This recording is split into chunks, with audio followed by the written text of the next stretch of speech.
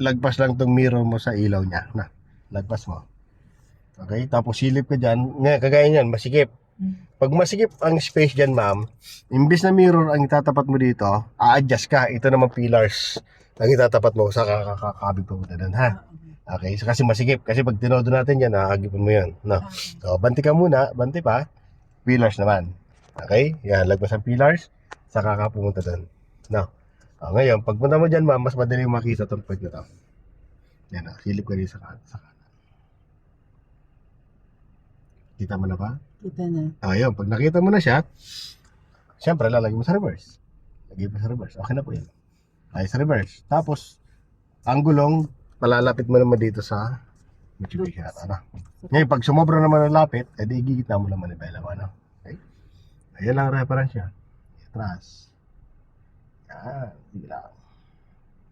Diretso lang po. Diretso lang. Yan. Safe naman ano. Diretso lang. Yan. O, silip ka sa kabila. Maluwag sa kabila. Maluwag. O, di gitna mo. No? O, atras ka ng konti. O, dito pa rin. Ganti lang.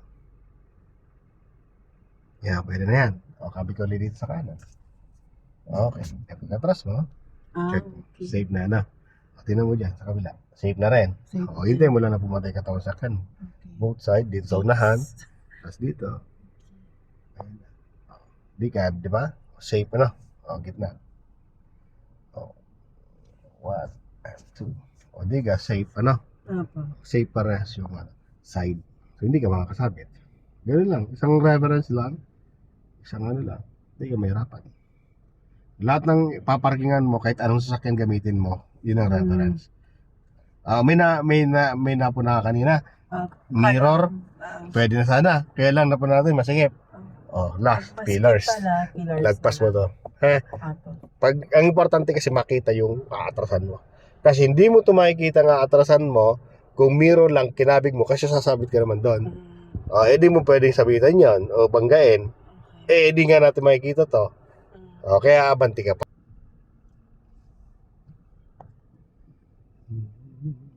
Nakatingin ka doon. Okay. Lalagpas muna. Lagpas. Okay. Tingin dito. Yan. Okay. Di ba pag diretso, madali siya makita. Lapitan ko lang. Pag lumalapit, siyempre, yan naman, gigit na. Maganda pa ng pasok, ano? Ganda. Hintay mo lang pumantay yan. Diba? Ayan. Okay. Maganda po yung pasok. Maganda yung ano, eksakto lang. Diba?